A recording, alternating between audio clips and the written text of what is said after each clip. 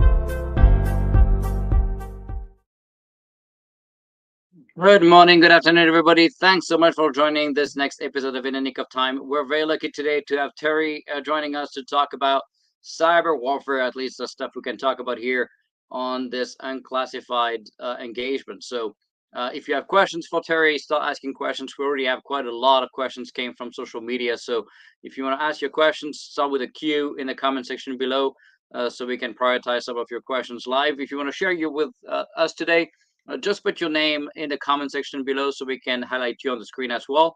And if you've not yet subscribed to the show, please go to inthenickofTime.tv and put your email so you can get an email notification per week on the next episodes, so you can keep up and make sure you get notified of the next engagement, since many times social media platforms are not sending the invitation. Despite having 57,000 followers, we barely see 2,000 being sent. So clearly, it's not doing its job. So with that, better for you to directly go to innickofTime.tv and subscribe. If you've not yet taken a look at AskSage.ai, go check it out. We're bringing GPT to government teams, but you know what's very exciting is also all the features we're releasing on top of it. Right, we're agnostic to the large language model. We have OpenAI, we have Cohere, we have Google Bard. We have so many different options. But what's interesting is the plugin stuff. We're building integrations with API, data lakes, databases. We just released the plugin chain agent that's effectively automating an entire set of tasks, just like you would see in AutoGPT, but in a secure and safe way, all the way to CUI. So you can effectively automate a half day or a day of work. People use it for so many different things, from coding to writing RFPs to responding to RFP. I just actually responded to another bids just a few days ago, and it took me 32 minutes instead of probably a couple of days. So that's a massive game changer when it comes to augmenting your time. So check it out. Go create an account. It's free. And then we have a different plans, $30 a month, to get access to all those paid plugins and features. So I think it's going to be pretty exciting for you to see. We have about 3,500 government teams now on the platform after only 3 months. So it's pretty game changing, and 750 companies as well. With that, let me introduce our dear guest, and we'll talk about Terry now. Is really an exceptional guest for us to be able to cover this topic that we have been trying to really do a deep dive on for many months now on the cyber warfare side of things. And as you know, we had many episodes when it comes to the cyber defense side of things. In fact, next week we're going to get one of the co-founder of Aqua Security. That's Amir, who is leading all the cyber defense aspect of things, and bringing all these new capabilities, including AI research in there, which is kind of a exciting game changer with what they call the CNAP, right? Not the DoD CNAP, the CNAAPP. So Terry, who is joining us today, served in the Marine Corps and participated in the early stage of Operation Enduring Freedom directly after the 9/11 attacks on our nation. He's an offensive cyber warfare expert. He spent a decade developing advanced cyber warfare capabilities for the DoD and the intelligence community. He is now the founder and CEO of Red Berries Innovations. It's a cyber security and machine learning development company, and he's also the founder of Fleet Defender. That's a platform you'll see today, which is a cybersecurity company to enable clients to operate their sea, land, air, and space platforms anytime, anywhere, without fear of compromise as much as possible. So it's going to be interesting to look into how different it is to defend assets like a jet or a bomber or a ship compared to a traditional IT system. So we'll take a look at that also today. With that, I remember to ask your questions in the comment section below. Start with a Q so we know it's a question. And again, thanks so much for joining us, and welcome, Terry, to the show. Hey, thank you very much. Thanks for having me. Yeah, I was so excited. As we always start, we like to get a little bit uh, to get a background on yourself first and get to know you a little bit better. So we're gonna give you a couple of minutes for you to give us a rundown on what you've been up to for the last few years. Yeah, so you covered it. Thanks for covering it so well in the bio there. I spent a long time working at a company called SI Government Solutions, which was purchased by Raytheon back in 2008. Kind of working on a lot of buzzwords, the full spectrum cyber warfare side of the house. So everything from reverse engineering, vulnerability research, exploitation development, capability development, kind of, again, end to end cyber warfare. And the focus area that I really played in the most was on the what I call the platform side of the house. Like your trains, planes, automobiles, spacecraft, that kind of stuff. So more of your embedded system of systems and unique kind of things. And I spent a large portion of my career kind of in that area. And now 2018 started RBI, as a cyber warfare and artificial intelligence kind of development company, working a lot within those same spaces. And one of the technologies that we developed was you can kind of look at it as like a cyber intrusion detection system. But it's for platforms, so it's not for your traditional IT, business enterprise type stuff. It's more for your more unique targets that are, again, trains, planes, automobiles, spacecraft, that kind of stuff. So that's kind of what I've been up to lately. It's going to be an interesting discussion and deep dive to really try to compare, the differences between traditional IT systems and those platforms. And of course, by platforms we mean, these weapon systems, not a DevSecOps platform, for people that get confused with the term platform. A very different use of the word platform here. So when we look at your background, what's interesting is obviously your deep background and decade of experience in cyber offense. Can you tell us a little bit, for people that are so used here to defend networks, right? What is it, and how is it different from the defensive side? Yeah. So I guess the easiest way to explain it is, like IT, they build it. On the offensive cyber side, we like to say we break it. It's a really interesting thing to look at systems and take them apart instead of putting them together. It's a completely different the mentality that you have. And for a lot of it, we look for ways of using the system in ways that the original developer never thought that it could be used for. Like, for example, you've got sensors in a vehicle that monitor the roughness of the road in order to adjust the suspension to make it a smoother ride for the occupants of the vehicle.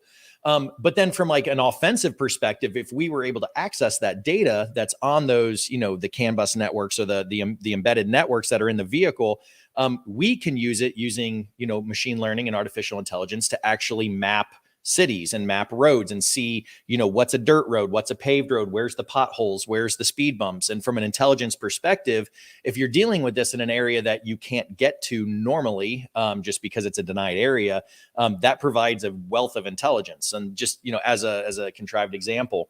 And so from a defensive side, you're trying to keep people out. And then, of course, on the offensive side, you're looking for that one way in that you can get in and do something to achieve your mission, whether it's intelligence gathering, whether it's, destructive in nature, whatever that may be. That's kind of how we see the difference is the defensive side and the IT side, they build it and protect it. Whereas on the offensive side, we try to break it. Yeah, and that's always interesting, right? Because people debate which one is easier, and we're always trying to play catch up on the defensive side. Always allegedly, easier to get in. Particularly, when you look at some of the pretty poor cyber hygiene of many organizations nowadays, and the number of CVs and vulnerabilities released on a daily basis is very difficult to play catch up. So, you know, what's harder, right? Defending a network or attacking one? I think you're going to get a million different answers depending on who you ask. I will say from one of the harder parts about the defensive side is you have to cover the entire space, like end to end, every endpoint, every single piece of the network, and all the systems. You've got to cover everything, and that's a huge task, right? Like if you think of just the size of just even the DoD's enterprise networks, that's massive. From an attacker's perspective, we only have to find one vulnerability that can get us to where we need to go. And, sometimes, you'd have a whole chain, you'd have a kill chain of multiple exploits, to get to kind of what you're getting to. But we don't have to worry about the entire space. We just look for that one little pinhole that we can get through. But then on the other side of the coin, from a defensive perspective, everything about the network, all the design documents, everything is open to you. Whereas from an attacker perspective, it's more of a black box. Like we don't know what's on the other side of the firewall. We don't know what's on the other side of the gateway. And so for, that perspective, it gets a little bit more difficult in just the sense of having to do the recon and the extra work and the reverse engineering to understand how it works, and find the vulnerabilities versus just kind of having it open to you like a white box. So I think everyone, whether they're on the defensive side or the offensive side, will say that they have the hardest job. But I think each one has things that are very hard and things that are very easy for different reasons. Yeah, and obviously on the defensive side, people may argue that they actually don't know the full picture of things because of shadow IT and all the stuff that's going on in vacuums. And so while you're facing a black box on the offensive side, I would argue they also often defend a black box as well. So that's always interesting. That's a fair point. I wish we wish what that's why the first step of any cyber defense is to understand your assets, but obviously Mhm. most don't, and they barely actually track most of their physical asset, let alone mobile cloud assets, containers, and ephemeral things. It compounds obviously the complexity there. Mhm. So you kind of alluded a little bit to the different steps and stages and things to pay attention to in offensive cyber, but maybe do a little bit of a deeper dive, when it comes to explaining to the audience what's involved in offensive cyber here. Yeah, and we can group each of the stages into like kind of three large areas. And like one is the administrative side, then you have the technology piece, and then you have the operational piece. And so on the administrative side, that's, like you had mentioned, like one of the biggest, hardest parts about defense is doing asset management, just knowing what is on your network. Well, same thing from an administrative side. If you're doing targeting, what does the adversary network look like? What components are involved in the bigger system that you're going after? So that's kind of the targeting piece. So that would be like generating like an attack surface analysis, understanding what's there, what are the different paths that we could take to get to what we're trying to get to. And then doing, an attack, after the attack surface analysis, going through that and ranking each attack vector, which could be a pathway in, as to the viability, and some of that's science and some of it's art. At some point, like you just got to trust your gut from your experience of, I bet that protocol, like Bluetooth, for example, is so complex. There's so many layers. There's so much code written by so many people. There's probably a high likelihood that we could find a vulnerability there that's exploitable to get us what we want. And so it's kind of ranking the attack vectors. So that's more the administrative side before the technologists actually get in there and start breaking stuff. What are we going to break? What are we going to go after? How are we going to test it? Things like that. And then you kind of move into the technology part. And that's like the true, what you call kind of the cyber warfare part from an engineering perspective, like what cyber engineers would be doing on a day-to-day basis. And that kind of starts with reverse engineering. So if you've got like, a black box that's coming out of somewhere in the world that you want to target, you got to start taking it apart. You got to start reverse engineering it, understand what are the components, how does it work, and even kind of extend that attack surface analysis down inside of that black box. So once you've done a lot of the reverse engineering, you can build your test tools, your emulators, you can extract the firmware, you can start disassembling it, things like that. And that's when you get into the vulnerability research side. And that's where you're basically looking for the bugs, right? Like you're looking for a flaw in the software or the hardware that is there from design that you can leverage to do what you want. And then once you do the vulnerability research and you find the bug, now there's the side of exploiting the bug. So now you've got a bug Is it exploitable? Can it get you remote code execution? Can it get you to where you want to go? And if so, then you have to write your exploit, right? So that's writing zeros and ones, so that way you could actually exploit the vulnerability to deliver your payload, which is now the last part, right? Like you have to actually develop your implant, your payload, your capability, whatever word you want to use for it. And that's the thing that's going to do what it does, right? Like, so like you find a bug in the Bluetooth stack, you throw your exploit at it, you gain execution control, then you install your implant, which turns on the speakers of the vehicle and then funnels everything that they're saying inside the cab out over Wi-Fi or cellular or whatever, back to your listening post, right? So that's kind of the end to end on the technology piece. But I kind of alluded into now the operations side, right? Like you actually have to have the infrastructure to actually use what you've created. And so that's where, like, in the movies where, they're like, hey, we're going to bounce our signal off of 7 satellites so they can't find out who did it, like a non-attribution network. It's actually way more complicated than that in real life, but you need to like invest time to build that infrastructure in order to use the tools that you did. You have to be able to manage the tools. You have to do targeting and all these other things. So that's kind of how I look at it. You've got the administrative side, the engineering side, and then the operation side. And that's obviously a pretty complex set of different phases. And when it comes to the discovery phase, what are the things you're paying attention to avoid also in terms of being noisy and maybe attracting attention from the defense teams? Right. And that's a really good point. And that's part of your threat matrix or your risk matrix as part of these operations is knowing what defenses they have in place. And and it's not only that, but it's also, just even the bigger picture. You got to think about where you're operating and how are you going to practice. Because we've seen that a lot of our near peer adversaries or peer adversaries, they don't come straight at the United States or Western Europe, and some of the countries that have very strong cybersecurity practices already in place. They go and they test things in, the Ukraine or India, or other places where there's not as big of a focus on cybersecurity, so they can kind of perfect their techniques or their what we call like the TTPs, right? Tactics, techniques, and procedures. And they perfect them. They figure out what works, what doesn't work. How do we get past certain defenses? What defenses are in place? And so on and so forth. So then they kind of graduate from there up to the big leagues, and they come after, the nations that are truly their targets, which are the United States, Europe, the free democracies of the world. Yeah. Do you feel like companies on the commercial side are doing better than governments usually when it comes to cyber defense, or do you find the governments to be leading when it comes to defending their networks? That's a good question. I think you can find a huge swing of things.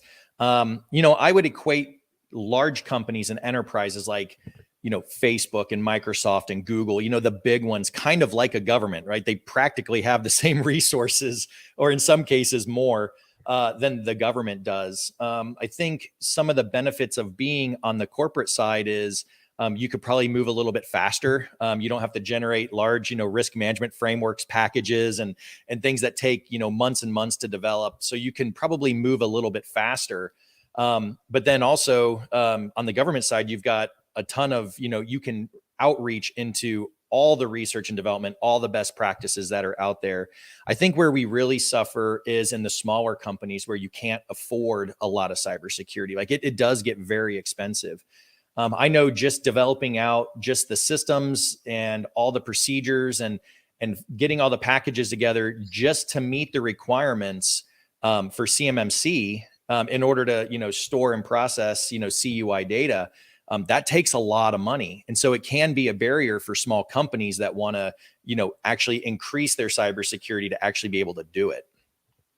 Yeah, we just had to do it for us age, and that was fun, Yeah, for sure. Uh, fun is one so word for it. right, right. So you kind of mentioned, right, the broader aspect of cyber warfare as a whole versus just the offensive defensive side. So when you look at the key pieces of the kind of the entire universe of cyber warfare, can you tell us a little bit more about what are those key pieces and what to pay attention to? Yeah, I think I might have jumped the gun and answered a little bit of that before. It is a very, very large space. It takes a lot of people, a lot of really smart people, and a lot of really dedicated people. And I think, depending on where you're sitting, you might discount one or the other. But I mean, everything from the administrative side all the way to the operations side, like you need all of it. And it's all extremely complex. And so I would still say I'd still break it down. The key pieces are still those three large areas, and kind of how I laid it out. And without any one of them, you could probably still function, but you're not going to be able to actually really accomplish a lot. For example, we talk a lot about the hacker in his mom or his or her mom's basement, throwing code together and doing something. And, that is still a reality today. There's still, some of that going on. But without being able to leverage a larger team on the administrative side to do targeting and on the operations side to actually manage it, the impact that they can have, sometimes can be pretty large depending on the vulnerability, but still in the grand scheme of things, still very limited. And so it really does depend on having the ability to outreach to all those different areas and put together that large scale operation, which governments are very good at, to have the cyber warfare excellence that you need to like really operate, at least against us, the United States and our peer and near peer adversaries. Yeah, that's interesting, right? Because people always assume it doesn't take a lot to get this stuff done, and sometimes people get lucky, and sometimes there's plenty of easy target because of the lack of kind of cyber awareness and focus on improving cyber defense in many organizations, particularly smaller teams. You did mention the large groups like the Microsoft of the world, but how are we doing when you look at critical infrastructure? I know when I was at DHS. 2 weeks after I started buying generators because I realized how quickly we could lose access to the grid. What's your take on the current state of cyber when it comes specifically to national security slash critical infrastructure? Well, if you had asked that question 10 years ago, maybe even 5 years ago, my answer would be vastly different. I think probably about 10 years ago, we really started to realize, how bad the cybersecurity on the utility companies, on the utility, the UPS side of the house was. And there's been a lot of efforts to improve that. I mean, I know DARPA, what they have, GridX, I think was one, and they had multiple other programs that were really focused on how do we protect the grid. And they've made huge, huge strides in doing that. And I mean, everything through like NERC SIP and a lot of these regulations that have come out that kind of helped the utility companies say, okay, this is how we need to actually be securing a power plant. This is how we need to secure, transmission lines. This is how we, it's the end to end, because, even within the utilities, there's, I think, 4 or 5 different major parts to it. And power generation is just a very tiny piece. You've got all the transmission, the distribution, and so on and so forth. And each one has technology and is enabled by connected technology, because we all know why. It just makes life so much easier. You can do so much more when things are connected. And but yeah, through NERC SIP and a lot of these DARPA programs and other things, we've done a great job securing the power grid. But at the same time, having a generator is not a bad idea. I mean, in the Midwest, you get tornadoes. In Florida, we get hurricanes. Like, even if it's not a cyber attack, you're still going to need it at some point. Right, right. Yeah, absolutely. What's interesting is a lot of people looking at what's going on in Ukraine with Russia. They are surprised there's not more kind of cyber activity against Ukraine, for example. Why do you think that is, or why do you think it's been pretty limited? I mean, we've seen some hacks, with Viasat and even to the point of destroying routers. Then they went after SpaceX, but SpaceX was able to patch their stuff in a day. So what do you see? Why do you think there's less activity on the cyber side with Ukraine and Russia? So I think it's kind of a mix. I think there's a lot more than what the public knows going on. So there's that. And then on, what we do know about, it really depends on like what they're going after and what they're trying to do. So, I kind of equate, I always kind of joked, it's like, oh, so, North Korea launches a cyber attack against the United States and they do something. Okay. So we're going to go back and we're going to, respond in kind, and we're going to launch a cyber attack against North Korea. Well, what are we going to do? I mean, they already are kind of living in the Stone Age. Like, okay, knock out all the cellular networks. It affects the 5,000 government employees that have cell phones, and that's kind of old numbers, but so it really depends on, what the infrastructure is there. I know Ukraine is obviously, further ahead than North Korea, but there is a lot of cyber activity going on, not only in the Ukraine too, but also expanding from it, because, we've seen, some, rumblings of cyber attacks against logistics and supply chains throughout Eastern Europe, because Russia's trying to slow down the flow of Western aid into the Ukraine. So we have seen some things going on there. And then likewise, one of the ones that kind of flows right into the platform and in the vehicle piece is the Ukrainian hackers that worked with John Deere in order to wipe the firmware of all the John Deere tractors that Russia stole from the Ukraine. And I think if I remember the news story right, they moved them to Chechnya or somewhere over there. And so the Ukrainian hackers teamed up with John Deere, and they actually went out and exploited all the tractors and wiped the firmware. So that way Russia basically just has a bunch of like really expensive paperweights now.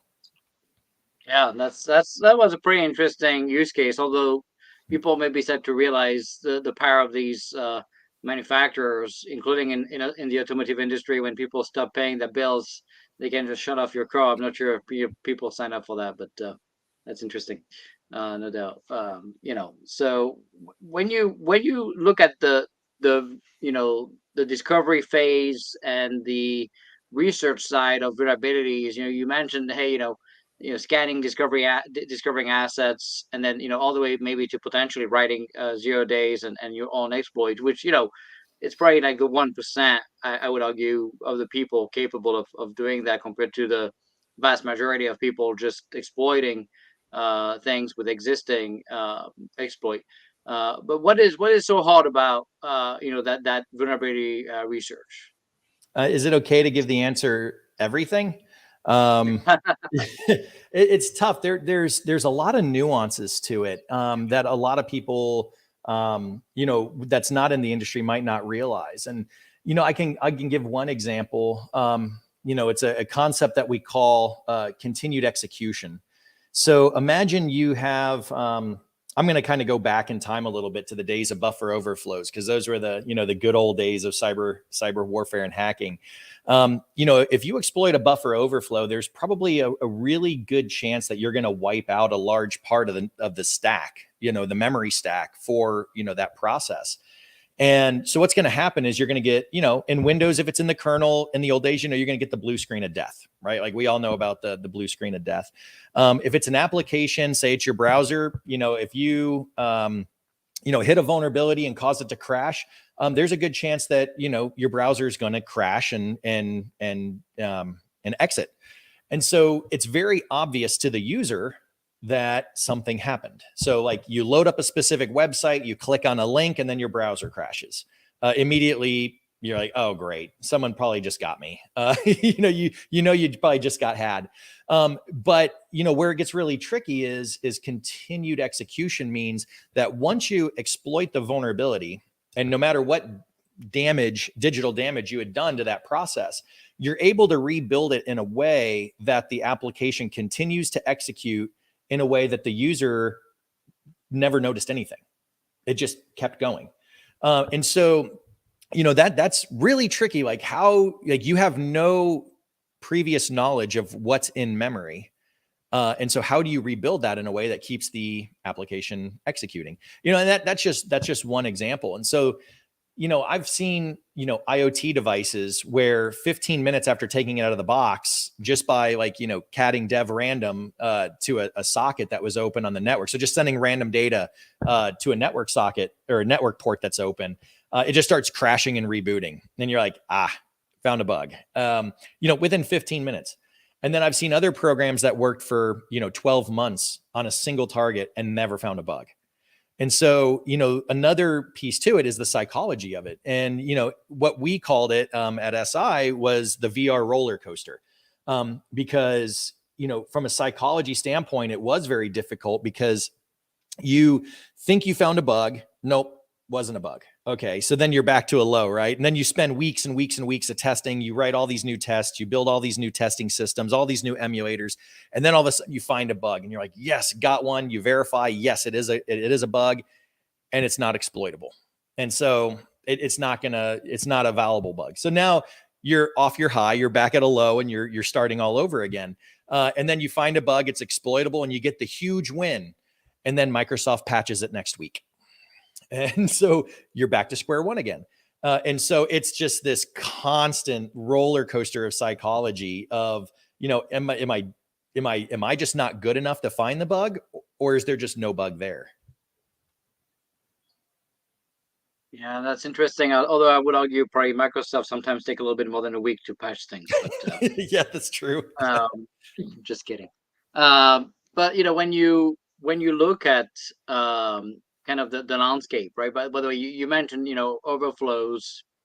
I believe in 2022 is still the majority of CVE. So they're not, you call them the old days. I don't know if 2022 is old days yet, but I don't think so. I think it's very much still the probably one of the largest source of CVEs. So clearly, a lot of software in C and other languages that have overflows. So, but it's been interesting to see DoD, for example, moving to Rust and languages that have built-in protection against it. So I think that's going to be interesting.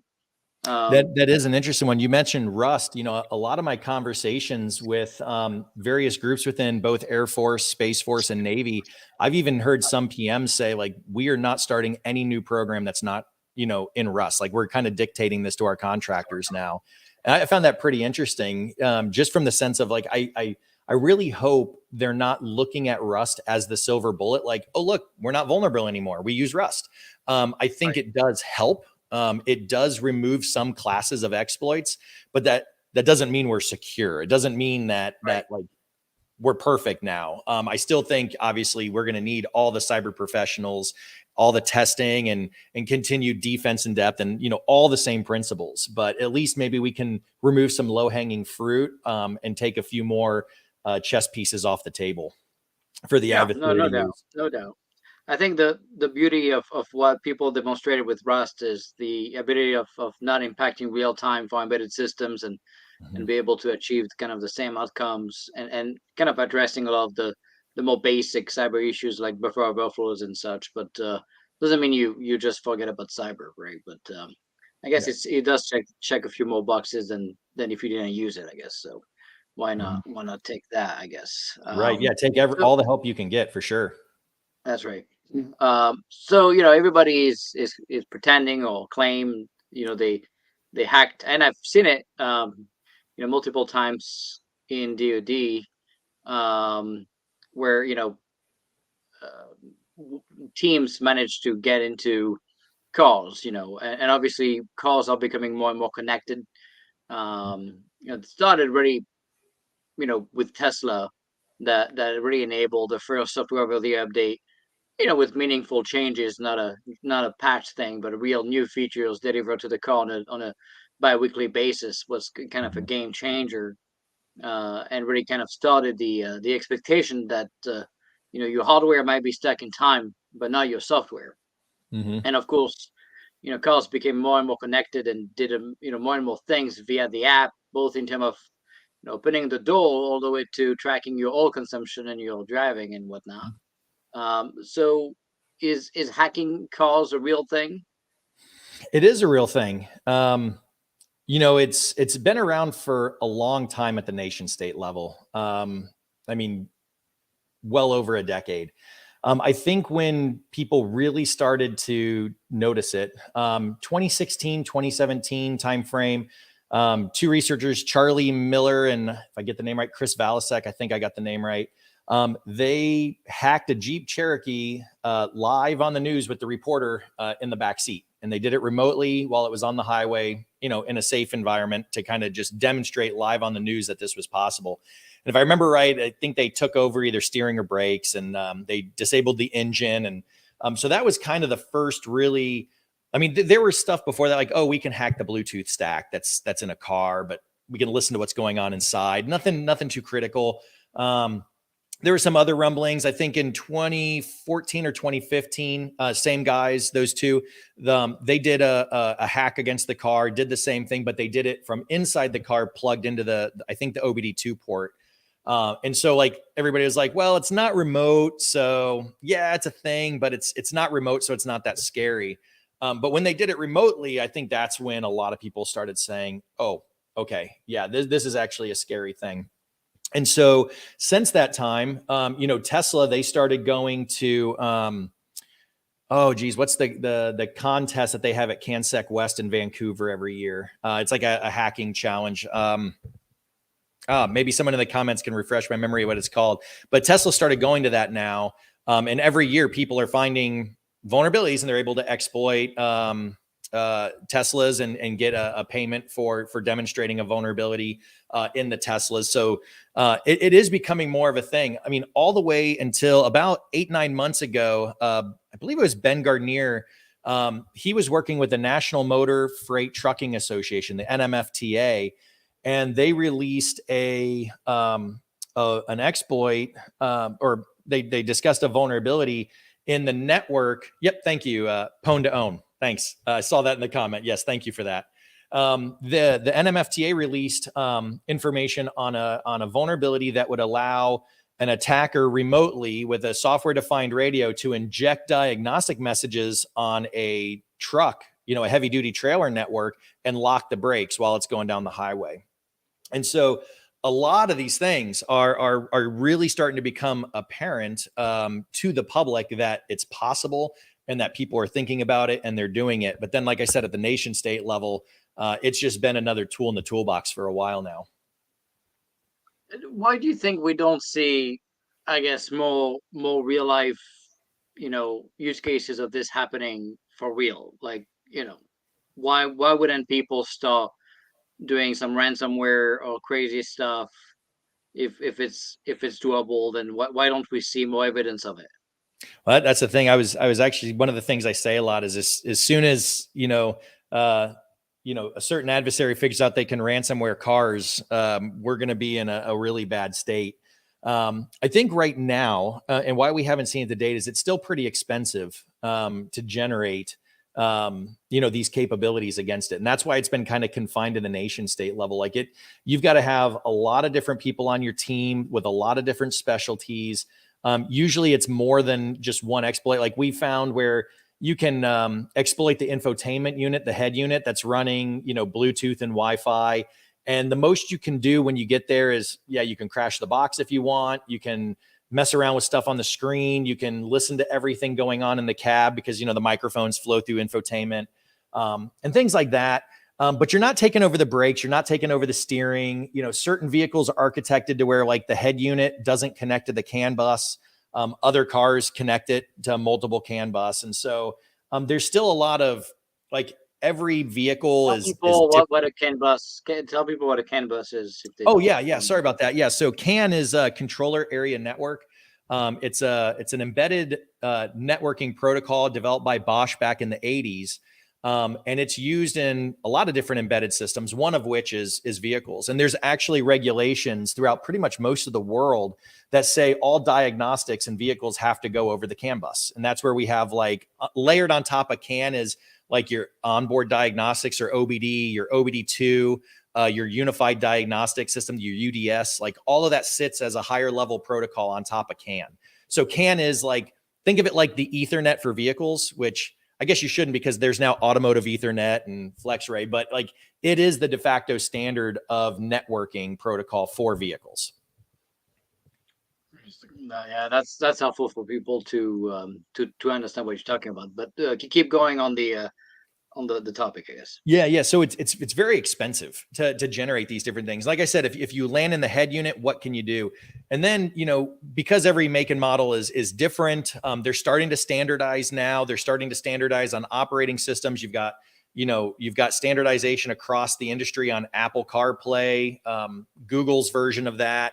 QNX is like the operating system right now that has just tons of market share across all vehicles. And so now that there's starting to be Android Auto, thank you. Yes. So now there's starting to be more and more standardization, and there's new tools, because I think one of the things we'll talk about, because you got Ask Sage, generative AI, and there's a lot of talk about how that's going to affect, cybersecurity. Like the bar for entry and the cost of generating these kill chains to do something impactful against vehicles, it gets lower and lower every year. And you keep adding more and more connectivity and a lot of new technologies to cars that's still very cutting edge.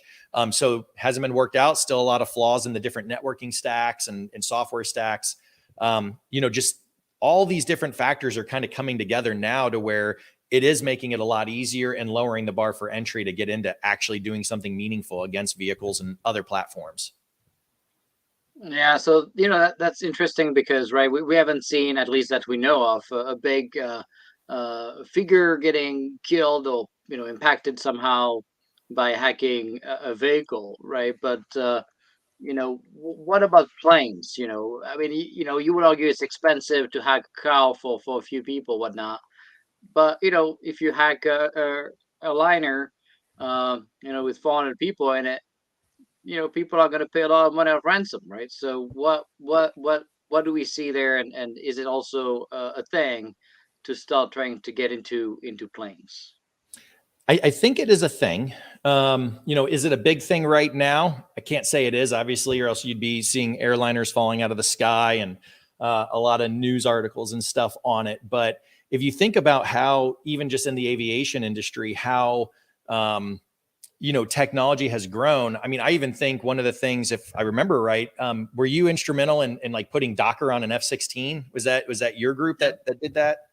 Yep, it Yeah. was. So, you see this, like this growth of like general computing platforms that are, running software for everything. And instead of having dedicated hardware and systems, it's just so expensive and stuff. Now you have these general computing platforms with all these software stacks and everything else. A lot more digital connectivity, more data links, even on the commercial side. I know, you and I are both pilots. So, even just getting your instrument flight, rating, all the different wireless stuff that's out there that we use, everything from old school VORs and ILS to GPS and data links for weather, satellite communications, ground communications, you name it, there's a link for it. And we just keep adding more and more. And now we're connecting iPads into the cockpit. So I have, my iPad connects directly into my display system, so I can do flight plans on my iPad, push it into the display system of the plane. So all this connectivity and all these different systems that we're adding just increases that attack surface so much, and it just keeps growing every day. And it's growing so fast that even testing it, I'll tell you a quick story about, just designing, avionics software, way back when, after I got out of the Marine Corps. While I was going through college, I worked at a company called Avidyne. Great company, makes awesome, Plane has Avidyne PFD and MFD and everything. So great team, great dudes. Absolutely love Avidyne to this day. My next plane is going to be completely decked out with Avidyne gear. But I remember I used to write software for them way back in the day. And I remember, like, you have to conform to this standard. Well, back then, I think it's changed now, but it was DO 178B, and there was like different levels of it. And basically, like a level, a certain, like the highest degree of assurance, when you test your code to get it certified by the FAA, you have to cover, like, every single line of code has to get hit in your tests. And like every conditional has to get hit in every possible way. And so that way you make sure that you're thoroughly testing your software. Well, even though you conform to that code or that regulation, and even though you've tested that rigorously, there are still times where you run into, cases that just happen during use of the system that cause the box to crash, that cause some kind of, exception within the software. And so even with the heavier regulation for aviation software, yes, it's a heck of a lot more secure than just writing a normal app for your desktop, but there are still bugs in it. Like, there are still flaws that end up in the system, and you can see them in test. Because I remember specifically writing code one time where I had to take out a conditional that was like, if this, then that, We couldn't hit the then in tests because there just wasn't. It was like a non-functional thing that I put in there just as a way of like, just in case, you know, don't crash and clean up nicely after it. Well, we hit that case in like one of our flight tests. It was like, oh, okay, so we got to make our tests better in order to keep that conditional in there to protect against that crash. So it's a crazy world. Yeah, that's an interesting example, right? Because you know, you want to increase the software assurance. It's the same with nuclear surety, by the way, pretty worse. So I was also leading all the nuclear stuff in the department and in software. But you know, the other aspect of that is then they're stuck in time, right? And so if you can react to important cyber events and 0 days, and you have to do all this testing and stuff, you also increase the risk there. So this, I guess, is an interesting balance between the two. And honestly, I'm all about test coverage and higher test coverage posture, but you also cannot trade off completely, innovation there. And so it's an interesting balance. But you can also decouple, right? Like you said, if someone gets into the entertainment system and it's properly siloed from the rest of the platform, the impact is pretty minimal compared to getting to something that would control the plane or the car and the Right. brakes and whatnot, right? Yeah, Um, there you was know, Yeah, there was one case of this where a guy, he actually got banned from flying. I don't know if he ever got you know off the no fly list, but he had plugged into the display system in the plane, in the seat, and was able to manipulate what was going on the screen with the little flight tracker on your in seat application on a commercial airliner. And a lot of the news stories were like, hacker makes plane speed up in the air. And you're like, whoa, like he actually got into the flight controls and the FADEC and everything else and like actually affected the engines. No, he was just manipulating, just some of the variables that were in the seat itself, because that network is supposedly supposed to be siloed off and VLAN from everything else. And so you're right. If you architect the system right, who cares if someone's messing with the infotainment in the back of a seat of a plane? Like, it's not going to crash the plane. He's not actually flying the plane, but the news will right, make you think so. So you click on it and read the story to get the real details of it. right. And that's the thing, right? The siloing the features and making sure that we have more velocity on the stuff that's not critical Mhm. versus the stuff that doesn't change a lot anyways when it comes to flight controls and controlling a car. That doesn't change a lot, right? So you're not going to need to tweak that software a lot, right? Right. So And even in the DO 178 spec, there were different levels. And I think like the lowest level was things like Sirius XM radio. Like, right. honestly, if you're flying along and something happens and the one process running your radio crashes, I mean, you're going to miss a couple minutes of the game. No big deal. Like, maybe focus on your ATC calls for a couple minutes while it reboots, right? No big deal. But if your PFD crashes with all your AHARs, that's a big problem. And so like Right. that was the more stringent one. So like depending on what level it was or how critical the system was, it was classified at a different level. So you didn't have as much rigor in the stuff that didn't matter as much. Yeah, I can tell you, I still did not activate the feature to connect my iPad to the flight plan in the plane because I just type it again. Let's you know I mean I just felt like typing the flight plan is not gonna be life altering compared to if something happens with that connectivity there in my iPad. So anyway, that's Yeah, the way I that's think the way. it's the risk versus reward. I mean, like we all know online banking is pretty much broken, but we all use it because it's just way too Right. convenient. And I'm gonna admit it, like I know way too much. I still pair my phone to rental cars, just so I Hmm. can like use the hands-free stuff in rental cars. And I know it's an absolute terrible idea. I know I shouldn't do it, but it's just too convenient. And so That's right. I I'm mean, I do probably the Bluetooth, but I don't do the contact sharing, for yeah, example, oh right? yeah, don't think contacts. Yeah, don't do that part because that stuff Right. like stays. Like you don't erase that. So Right. even though like Yeah. you go in and say delete my device, like if you sync contacts, it's still in there. All your navigation's still in there. Like they don't Yeah. actually delete. Right. All right. So now, looking at protecting all these platforms, right?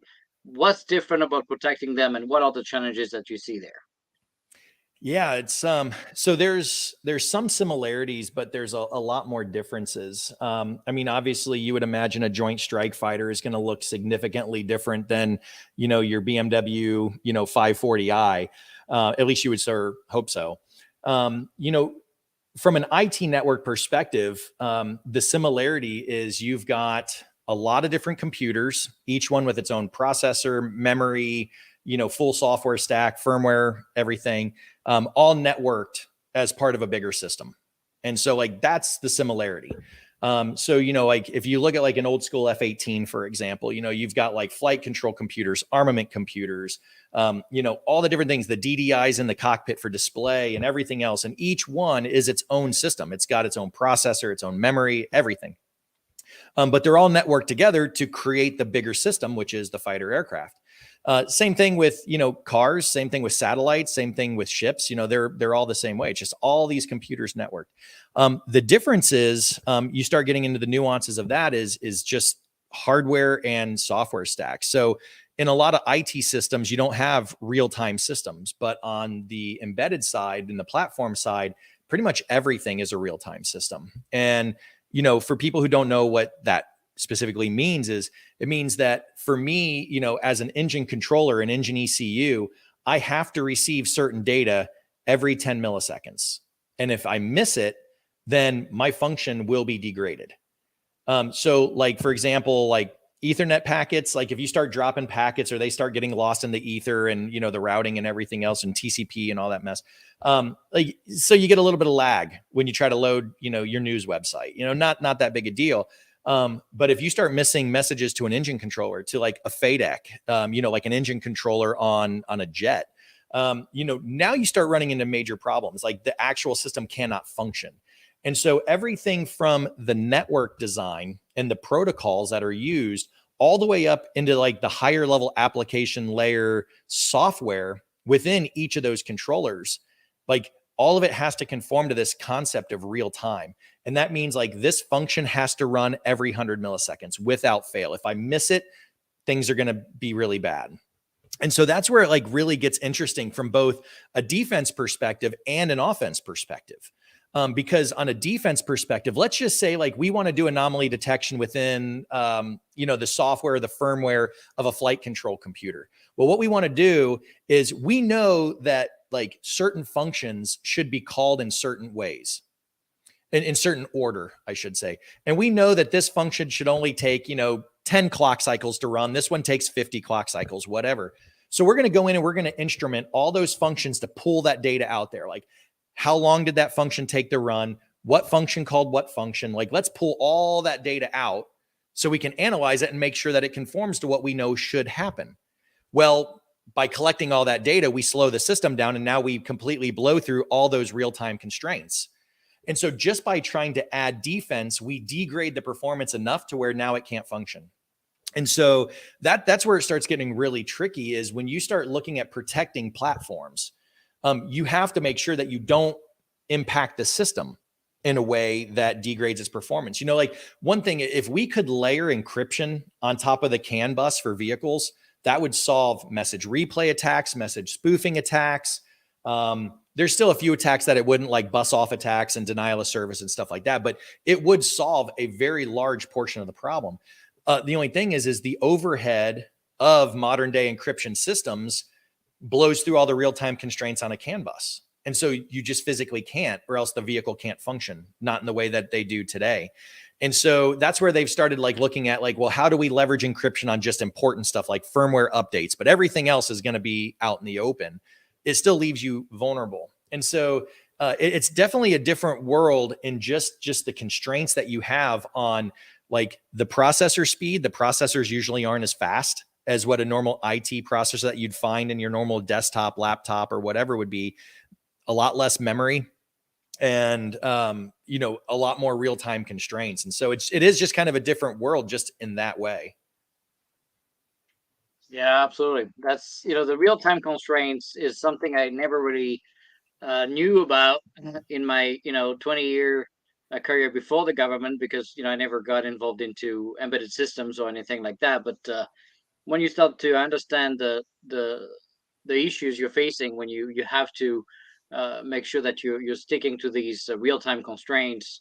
That really changed a lot of things. What's been interesting is the work that SpaceX has done on top of open source Linux and commercial hardware, and demonstrated that the open source, by the way, the real time patch on Linux, to really enable others to use open source Linux for real time constraints, and be able to do that without paying a fortune in all these specialty hardware, which Mm-hmm. which in turn, reduce your ability to bring tools and capabilities, because you're limited to that ecosystem of this one company that's effectively controlling the entire software stack on top of that chip. And so, what's been interesting is to see how SpaceX, by moving to x86 architecture in real time, was able to use all the open source, stuff that we use every day, and be able to move at a much faster pace. Yep. Yeah, and I mean, I think you can say that for most of the companies that Elon Musk has been involved in, like Tesla.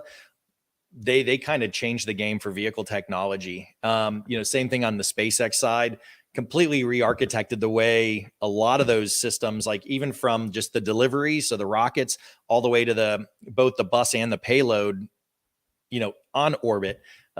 Completely changed everything. Kind of took a whole new look at it, and it's really interesting what they're doing. Yeah, no doubt. So let's talk a little bit AI, right? Obviously, I got to ask you the question, but even if I didn't have a company, I think it's a question that you would want me to ask you anyways. But you'll tell me if I'm wrong or not. But how do you see AI, and generative AI in particular, and also because it's so accessible, right, compared to other AI technologies that do require data scientists or some type of expertise to run it. This is something that can be accessed for free, or for $20, $30, $25 if you use the Let's Beat China on Ask.ai coupon code. I like Uh, the plug there. That was good. yeah, that was slick, right? So, um, but how is that impacting? Let's look at both. The offensive side, and I think people are actually starting to wake up on the on the offensive side by realizing they can write malware with it, and Mhm. it's scary, right? So people are freaking out and want to shut off everything, but the genie is out of the bottle, so you're not going to be able to do that. But so tell me first about the defensive side impact, and then the offensive side. Yeah, well, the interesting thing is, I think most of the news articles you see, they're always talking about the offensive side, right? Like, we're lowering the bar for entry, we're making things cheaper for attackers to generate their attacks, and all that, and that's absolutely true. On the defensive side, I think it doesn't get as much coverage, but it'll be really interesting to see how it evolves, because I can really see, just from what I've messed with these technologies and mess with them, how quickly you can or how you can accelerate the process to generate defensive architectures. So everything from understanding what is best practices for a certain kind of network, generating like on the government side, generating your risk management framework package, or helping generate a lot of policies and procedures that are based on like real world best case analysis for, and then tailor it for your specific network. Just let the AI do all of that and generate all your policies, all your procedures, all your different packages, and then submit them and get your CMMC level 2 certification. So I can really see that. I mean, I can even see it being used all the way down at the source code level, where even IT administrators can use like a generative AI program to generate scripts that they could run to harden Linux systems. Because Linux is Linux, but not all are created equal, depending on how you install it, where you install it, what your network looks like, what you're running on it, et cetera, et cetera.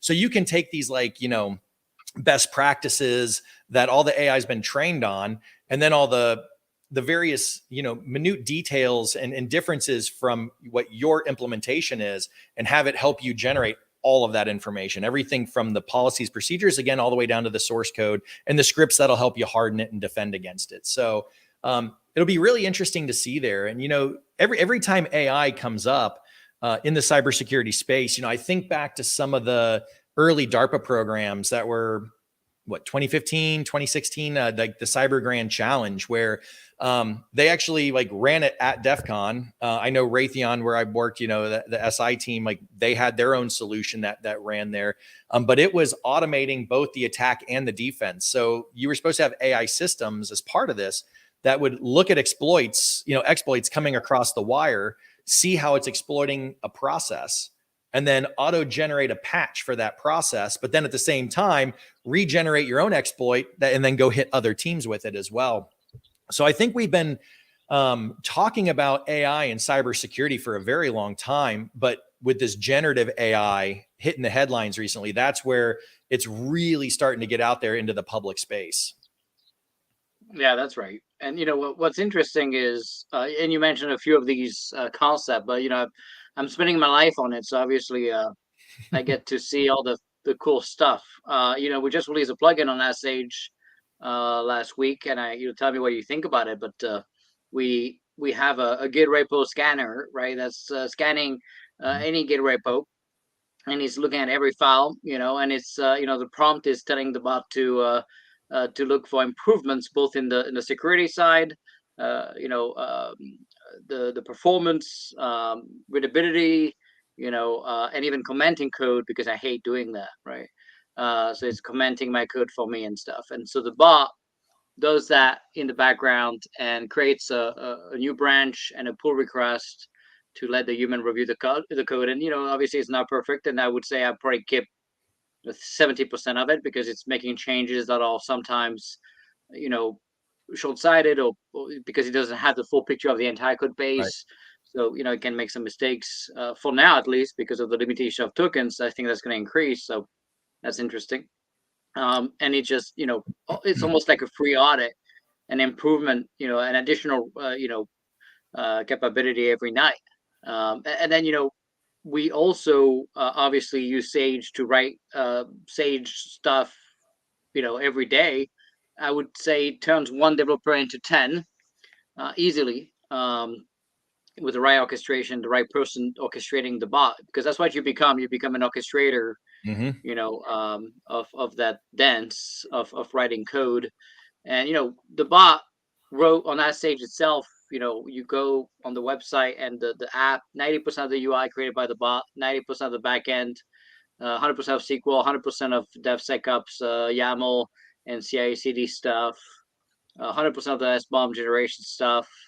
Um, we have 100% of legal. The logo was created by the bot, right? So it's like it's a company as a service capability at that point, right? Effectively, you create a company, right, out of this. Um, so it's pretty incredible.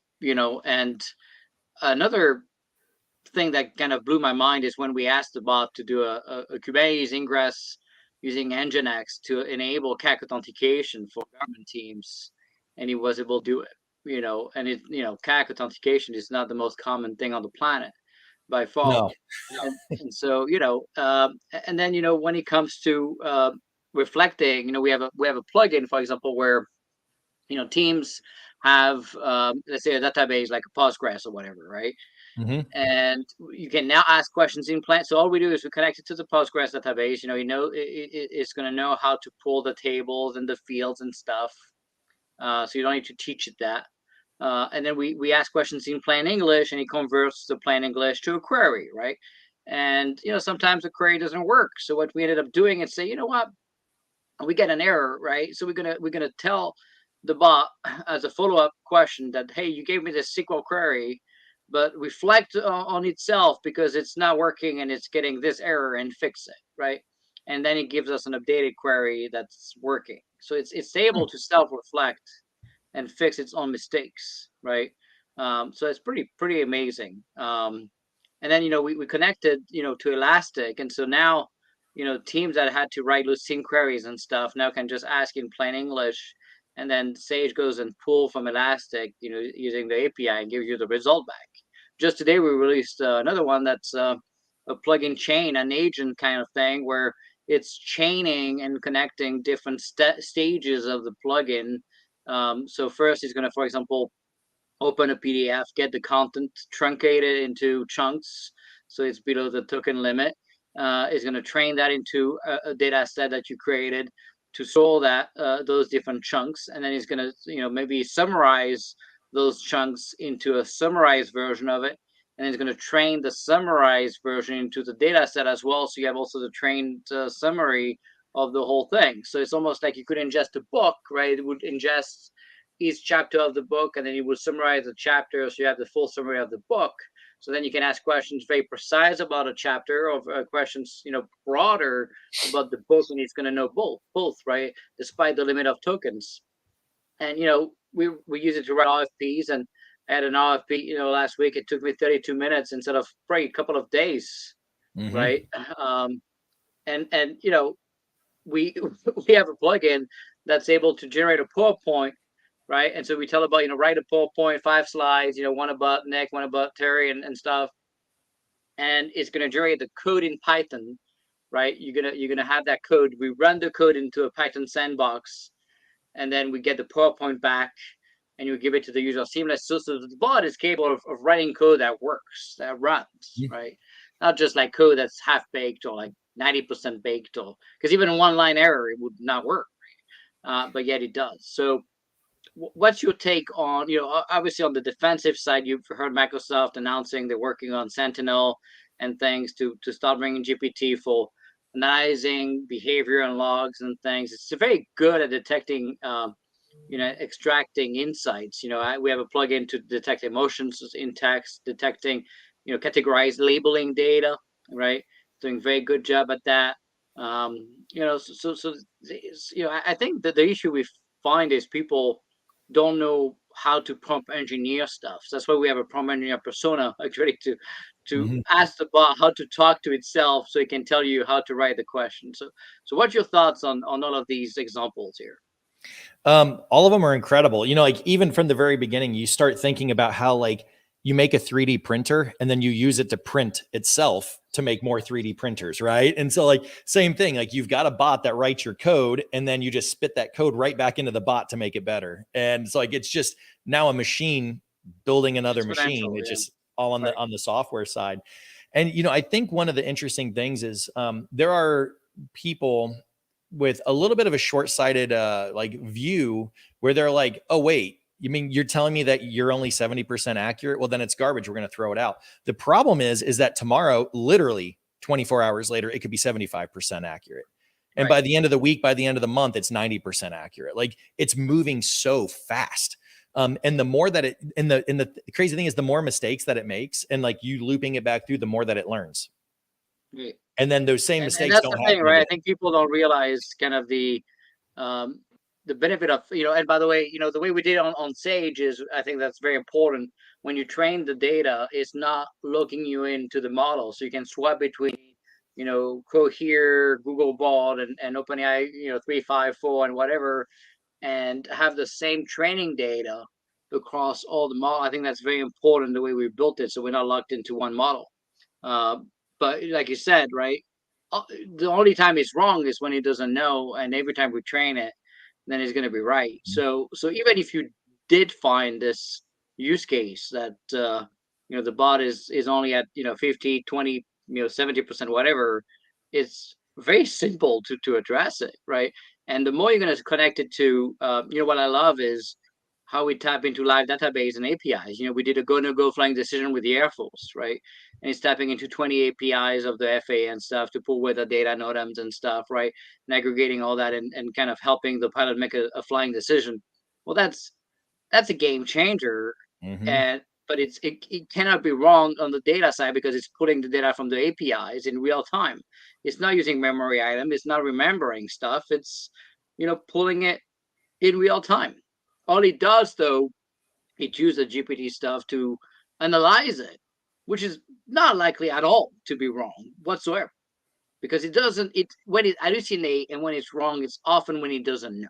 So if you give it the Right. data and you say, like I give it a metal and I tell it to convert it into plain English for people that don't know how to read all these codes, it does a perfect job. It's never wrong. It cannot be wrong because you gave it the metal and it knows how to analyze it. So that's pretty interesting. Yeah, and kind of going back up to the higher level of like, how does this work for defense and offense in cybersecurity? We talk a lot about the cat and mouse game that is cybersecurity, right? So, the attackers, they generate an attack. We got buffer overflows, whatever. They roll out a defense. Windows rolled out, DEP. We found a way around that. So then they rolled out ASLR. So we found a way around that. So they did code signing and so on and so on and so forth. It's an interesting cat and mouse game where whenever you roll out a new defense, like the offense will find a new way. Like they'll generate a new type of attack, a new this, new that. They'll discover something, and then so once that's out there, defense rolls out a defense against it. So it's just this cat and mouse. It would almost be interesting, like kind of like the old war games, the Whopper from war games, where it plays against itself and it ends up determining like the best way to win is not to play. It'd be interesting to put a bot against a bot where like it generates some kind of exploit and then the defense rolls out the defense for it. And then you roll out another, offensive piece and just let it just increase security by playing against itself. Right. I think that's going to be the future of research in defense and offense. I think it's going to be these agents like we built for that automation thing we did. It's pretty scary, right? Because the way like the Auto GPT, for example, open source project did it, they have zero security in mind. I mean, they literally let the bot write bash scripts and run it without any checks on the bash scripts or what it does, write code and execute the code. We have the sandboxes, but they are very controlled, and we check what it's doing. I would not be comfortable letting the bot just run its own code. I mean, this is potentially how you end up with a Terminator, event, right? Yeah. So, pretty scary stuff. So, I think the issue is a lot of the GPT teams focusing on, building all this cool agent stuff are forgetting a lot about cyber, and they have no cyber background. So they're going to create a lot of new vulnerabilities in AI specifically to start targeting these bots and kind of trying to go after data or try to go after uh, creating bias or stuff like that. Mm-hmm. So with that, what keeps you first, what is the next big thing that we haven't talked about? What's getting you excited when you think of both maybe the offensive side and the defensive side? Yeah, I think geez, I don't know. Like it's really hard to see and predict what's next. Maybe Elon Musk is better at it, but he seems to hit it every time. But I think that the AI race is just getting started. Like cybersecurity, back in 98, 99, 2000, like that's where we were kind of at this like really early entry point to where like some people, deep in an intelligence agency somewhere, like through the 80s and 90s were, figuring a lot of this stuff out, but nobody else really knew about it yet. And then all of a sudden, hit 2000, all the way to like 2020, just the curve and the amount of money going into it and the number of programs in the government doing different cyber warfare type things just absolutely exploded. And I think it's kind of hitting the top of that curve now where it's like, okay, we've hit the point to where like everything is in the pace of working. And yeah, there's still money going into it, but it's not like AI, right? Like we are at that really early stage still. And I don't think we've even seen even close to what it's capable of. It's coming. I think we're just starting to hit that vertical climb right now in that area. So I think that, the next big thing is going to be just AI and it being applied across everything. I mean, we've been talking about, using AI to do diagnostics on, the mammogram screens that kind of detect breast cancer, or doing MRI scans and using AI to look at those to look for different medical conditions and things like that. These things have been around for a while. We've been talking about them. We've seen some technologies rolling out, but not a lot. But how is this going to actually be applied to everything in life? Like, are you going to have Marines, sitting, on the outskirts of Fallujah, using a GPT type bot to generate an attack plan to take over one section or one neighborhood of a city, and like actually have it showing you like every infantry movement, where to put your armor, where to put your snipers, where to put this, where to put that, all the way up to, like we've been talking with the Air Force and saying like, hey, what would a cyber security display to a pilot actually show? Because like you always think of like all the cybersecurity stuff being in the background, but what does a pilot need to know about the cybersecurity of their aircraft as they're crossing over the beach and going in country on a bombing run or doing a cap mission or whatever else? And so like we're still like kind of exploring some of that. One of the big things the Air Force is talking about, and this is something that we actually just recently won a phase 1 SBIR for, is looking at the cybersecurity of autonomous fighter aircraft that are, being tasked by manned aircraft. What does that even look like? What does the pilots need to know? What different levels of protection do we need on those different things? So now start adding AI into all that stuff. Obviously you have AI in every single one of those autonomous drones. They're being tasked by pilots and they're going out and conducting a mission. So I guess overall in a long-winded way, what I'm saying is I think the next big thing is just seeing how AI is going to apply to every aspect of life, not just in these few areas that we've seen it so far. And I think, 10 years from now, 20 years from now, it's going to be nothing like today. It's going to be vastly different. And I'm not even sure I could even predict what's going to happen. Yeah, if you can, you let me know so I can buy some stock of it. Right? Yeah, I'll start an investment an investment firm. So, what keeps you up at night? People not being willing to fight. I think that's what worries me the most. You have people coming out right Most now people don't saying even that, realize we're in a fight, right? yeah, that's actually very true. So That's before true. they're even willing, first they have to realize there's a problem, right? Right, So, that's true. Like you don't realize you're in a fight, and then when you do realize, you're not willing to fight. There's been some talk lately about stopping all AI research in North America, in the United States, until we come out with the right regulations to make sure we do it in a smart way. But the second we stop, our peer adversaries like China, like they're gone. Like they're going to be so far ahead of us. There's no catching up at that point. it would be criminal. It would be criminal. It would. It would absolutely. And so I think just this. I'm really afraid that just It feels like people aren't people going to be willing forget to that stay we're in the not fight. alone on the planet. It feels like people somehow think, you know, if we do it, we're going to lead the way, and others are going to do it. And China is just laughing, be like, "Yeah, we'll tell you we're stopping too, but we're not going to do it." Oh yeah, exactly. Oh, I mean, and that we've seen that time and time again, even with like carbon emissions and everything. They're like, Oh, oh yeah, sure. yeah, we're on board with that. We're not going to do that. In 20 years, and everything they sign is like 20 years, away, because it's like we're an emerging nation, emerging nation that's faster than us, so that's convenient. I mean, you almost have to laugh sometimes, even though it's just absolutely terrible. But it's crazy. So that's I think what Look keeps at all me the up at night. passes they get in the WHO and everything else, right? If you look at pretty much every regulation, even from the Paris Accord and all this climate stuff, they get a pass on everything. They have 10 years to do stuff that we have to do now. Why? Yep. Well, they're an emerging nation. I'm like, yeah, how much money did they pay you for you to say that, right?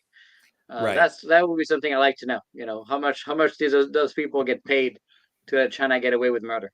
So Yeah, and anyway. and that's just it. Like we have to stay in the fight. Like we have to stay in the fight. Like I mean, if you look back at even the space race and like the Mercury, the Gemini, the Apollo programs, all of those kinds of things. Like we were literally strapping human beings on top of like massive explosions to really push technology out there and really be the world leader. And because like as a free nation and a democracy and I mean, it just, us leading the way would be better than some of our peer adversaries leading the way because they're not going to do it in a way that cares about human rights. And I don't think a lot of people get that. They see how our adversaries are being portrayed in movies. They see how like they're being portrayed in the media and they're like, "Oh no, they're friends. Like they're nice people. Like there's no problem here." But like There's no, zero like movie against China. There's zero war engagement or anything. well they If you compare with the Cold War, where the Russian was the bad guys, you will never see a movie with China as a bad guy. well, I think if I remember correctly, the reboot of Red Dawn was originally China was the enemy, and they made them, I think, into North Change. Koreans because China wouldn't Right. show it in China, and the box office wanted That's the right. money, so they went back and CGI'd all the uniforms to be different. Like it's crazy, but like we are in a fight, like we absolutely are, and we have to win it. We have to. And so we can't stop. Like we have to have that same early mentality of let's push the envelope. Let's strap people to explosives and get them to Mars. Like let's push that envelope as far as we can in every possible way. In AI, in space exploration, in military technology, in healthcare, in fintech, in every possible way. We have to be the leader because we are still one of the few nations that actually care about human beings. And we should That's right. maintain that dominance. They still haven't banned TikTok, so even when we know, even when it's in front of our face and it's obvious to everybody, and their grandmothers, they still don't do the right thing because money gets in the way, lobbying, and what else is there, so. It's funny. I think everybody like around me is tired of me like getting me started on TikTok because I think every time you post something, I'm like, see, he gets it. He knows. Like we shouldn't be doing this. I went the first one on public, large, engagement on TV to stop, telling people to ban it, and people thought I was crazy until a lot of people started to say the same thing, and now it's like very commonly agreed that there's a problem at least, but I've yet to see the fix yet, Yep. and moving the data to Oracle Cloud is a joke. It's not going to do anything. It's ridiculous. So anyway, well, first of all, wanted to thank you because I think this was awesome. You really opened the door to a lot of great discussions. I think people learned a lot today. We do have a question I wanted to bring. It's really, I think it's going to give you a chance to give us a little bit of insight when it comes to what you're building and what you're working on with your company specifically. Alex was asking, so basically you're doing something like CrowdStrike for embedded systems. Give us a little bit of insight, when it comes to what you're building. Yeah, it's kind of there's a piece of it. I think the easiest analogy to make there is just cyber intrusion detection. But we actually take it even further than that. We cyber actually is just a small component. We actually call it more anomaly detection. Um, when you think of anomalies applied to a platform, so a car, a jet, a spacecraft, there's really three main categories that you can think of in terms of anomalies, right? And like, so cybersecurity, that's the sexy one, right? Like everybody wants to talk about cyber warfare. It's super sexy. It's super cool. It's James Bond, all that kind of stuff. So, but cyber is just one classification of anomalies that could occur within a system. Another anomaly could be environmental. And so, if a vehicle is stuck in the mud, what your tires are doing and what your drivetrain is doing is not what it should be doing. Likewise, if you're a spacecraft and you're operating at, geospatial orbit or high Earth orbit, whatever, and you get a radiation event that starts flipping bits in memory, that is an anomaly. It's an environmental anomaly. It's an environmental thing that affected your platform. And then there's a maintenance anomaly or a system anomaly, like something's breaking. So either like one of your sensors is going bad, you're starting to get sensor drift. One of your actuators is going bad. It's not responding the way that it should be responding, things like that. And then you could group even anomalies based on flaws in the design as part of kind of a maintenance anomaly, or you can make it its own category. So there's the kind of the three main areas of anomalies. And with that, what we're building, we talk cybersecurity. That's my background, cybersecurity and AI.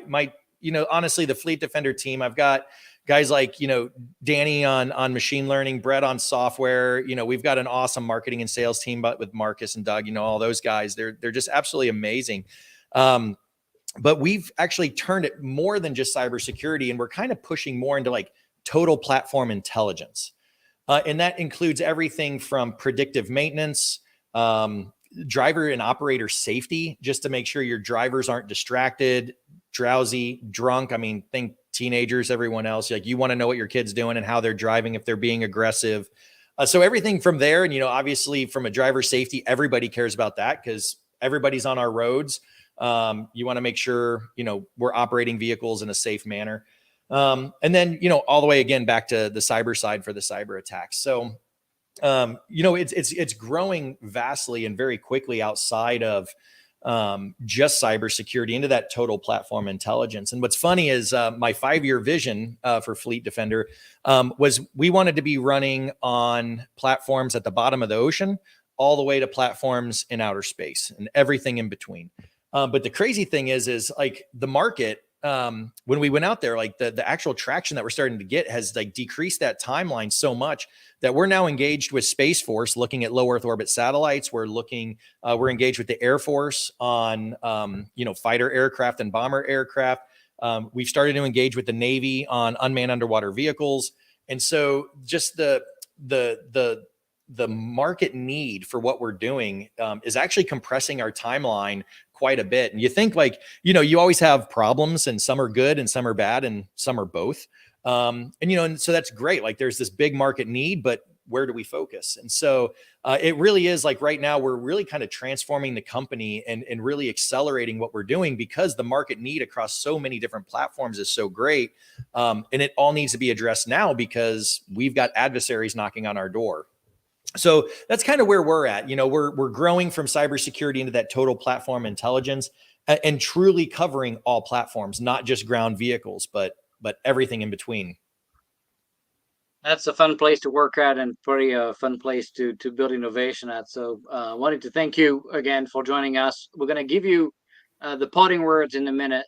Before that, I wanted to remind everybody that next Tuesday, 1 p.m. Eastern, we will have Amir, the co-founder of Aqua Security, to come to talk to us about dev to cloud security and how the security landscape is evolving also now with AI adoption and really what they've been working on for the last 7 years to bring this kind of cloud-wide security stack and moved away from being just a container security company. So that's going to be an interesting discussion next Tuesday. And with that, I wanted to thank you again, Terry, for spending the time with us. I think we really learned a lot today. That was an awesome episode. So thank you. And over to you for the last words. Yeah, thank you everybody for tuning in. This was an absolute blast. Had a lot of fun. And yeah, I think what we're doing is really fun and really cool. And if you want to learn more, please engage with us. Fleetdefender.com, reach out, and happy to have the conversation. With that, thanks everybody. See you next Tuesday, 1 p.m. And in the meantime, let's make sure our kids have a fighting chance to win against China 20 years from now. Stay safe, everybody. Thank you.